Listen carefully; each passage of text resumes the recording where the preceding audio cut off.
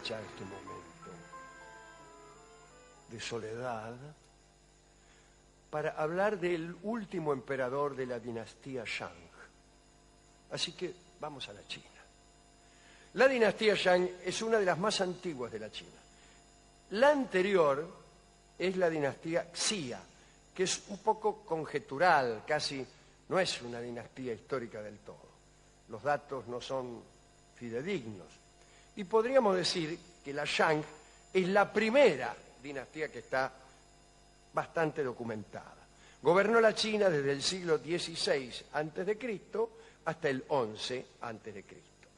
El primer emperador de la dinastía Shang, que fue un señor llamado Tang, derrocó al último de los Xias, un tipo que se llamaba Jie.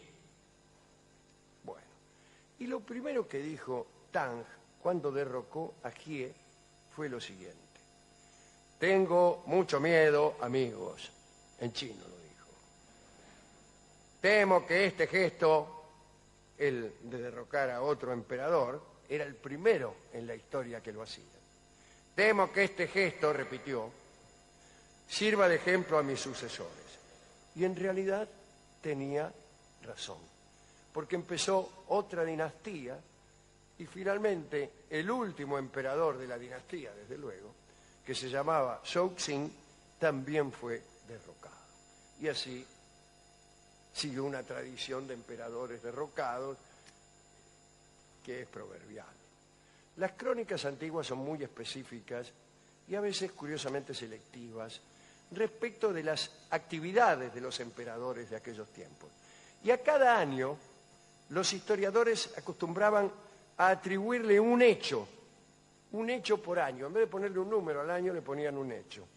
Y a veces el hecho no era para nada importante. Por ejemplo, en el gobierno de Zhou Xin, el último emperador de la dinastía Shang, las crónicas dicen lo siguiente: durante el 4º año de su reinado, Zhou Xin realizó una gran cacería. Era el año de la cacería. En el 5º año construyó una torre, el año de la torre. En el 10º año, durante el verano, hizo una excursión de recreo. Era el año de la excursión de recreo. En su 23º año, Zhou Xin encarceló un tipo. El año del tipo. Bien. Pero en uno de esos años sucedió algo muy importante para esta historia. Fue durante el 9º cuando las tropas atacaron el estado de Yuzhou y Zhou Xin capturó para sí, en esa invasión que hizo de Yuzhou, a la bella Daji, de quien se había enamorado. Capturó a Daji y se casó con ella. Muy bien. El emperador, enamorado, hizo construir para ella un edificio con muros rojos y con las puertas adornadas con piedras preciosas. Cuentan que el emperador era un hombre inteligente y de extraordinaria fuerza física. También cuentan que con su elocuencia disimulaba algunos vicios. Zhou Xin era muy aficionado a la bebida y a la licencia y a los excesos sexuales a los que vivía locamente entregado, en compañía de Daji, que parece que era mala, o conviene que sea mala a los efectos de esta presentación aquí en el Colegio Don Bosco de Ramos Mejía. Según historiadores chinos, Daji era extraordinariamente perversa, notablemente, no notariamente, lujuriosa, y fue ella quien llevó a Zhou Xin y al imperio Shang a la ruina.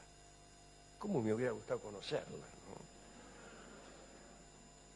Para recreo de Daji se componían los cantos más licenciosos. Por ejemplo, una vieja se subió arriba una camioneta. No solo cantos, sino también danzas sensuales. Y se organizaban las orgías más escandalosas.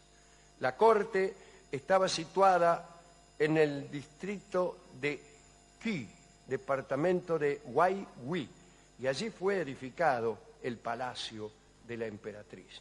Estaba rodeado de un extenso parque lleno de animales, y en ese parque reinaba la disipación. Ya se sabe lo disipados que son los animales. En ese parque había un estanque de vino. De los árboles colgaban trozos de carne seca. ¿Qué hace carne seca? Hombres y mujeres se perseguían desnudos, y en el palacio había 9 salas especiales donde se bebía toda la noche. Allí encontramos la rima con el último de la dinastía anterior, Jie, el último de la dinastía Xia, que según se dice también colgaba carne seca de los árboles y también tenía estanques de vino. Y los estanques eran tan profundos que se podía navegar en ellos. Dicen que además 3.000 hombres esperaban a oír un redoble de tambores. Gracias. Para ponerse a beber del estanque como bueyes. Pero además de los asuntos relacionados a los placeres, Daji disfrutaba castigando a sus súbditos. En un momento le pareció que los castigos que existían eran muy suaves y las ejecuciones muy raras, y resolvió terminar con aquella situación. Y entonces inventó instrumentos de tortura. Uno de ellos, el calorífero o el calentador, consistía en una simple pieza de metal caliente que los castigados tenían que agarrar con la mano. Había incluso un canto licencioso que hablaba de esto. El otro aparato de tortura consistía en un pilar de cobre cubierto de grasa. Y era en verdad como un palo enjabonado, pero horizontal, puesto sobre un abismo en el que había carbón encendido. A esto le llamaban el asau. Entonces hacían pasar a un tipo por el caño hasta que se caía. Y bueno, los cortesanos festejaban aquella caída con toda clase de vítores. El emperador Shōxin, atento a las diversiones eróticas de Daji, accedía a todos sus pedidos. Todo lo que la tipa le pedía, se lo daba. Y entregaba su corazón y decisiones al arbitrio de esta mujer. Entonces, los príncipes de los reinos del imperio empezaron a rebelarse, se enojaron. Entre los estados feudales del imperio estaba el de Zhou, gobernado por Gou Guang, que decidió pelear contra el emperador.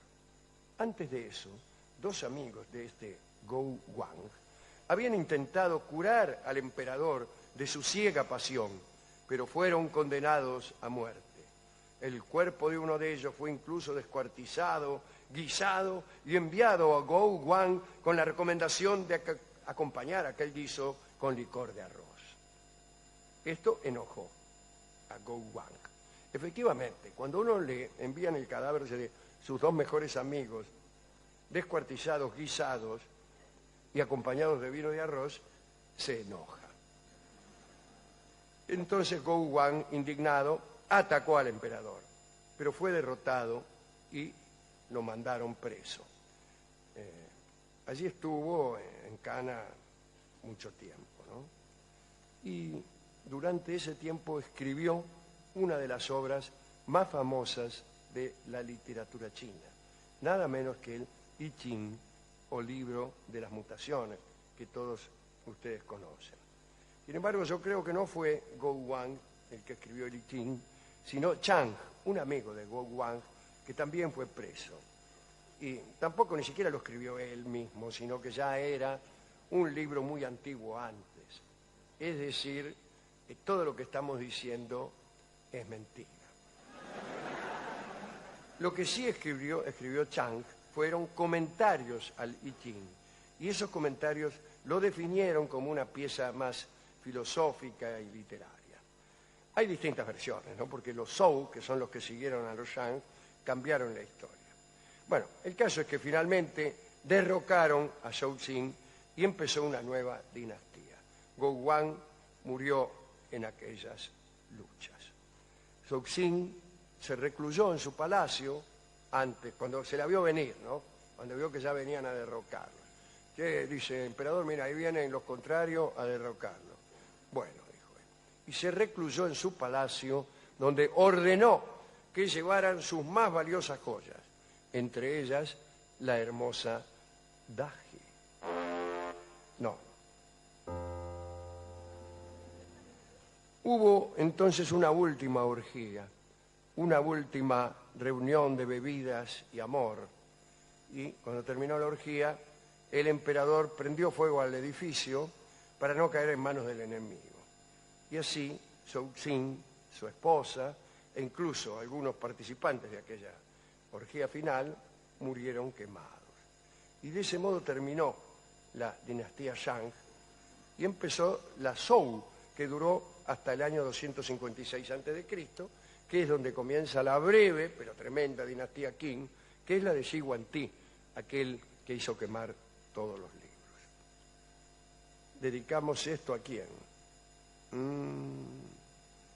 Yo se lo dedicaría a Daji, pero a mí no me gusta Daji, pero es una suerte, ¿no?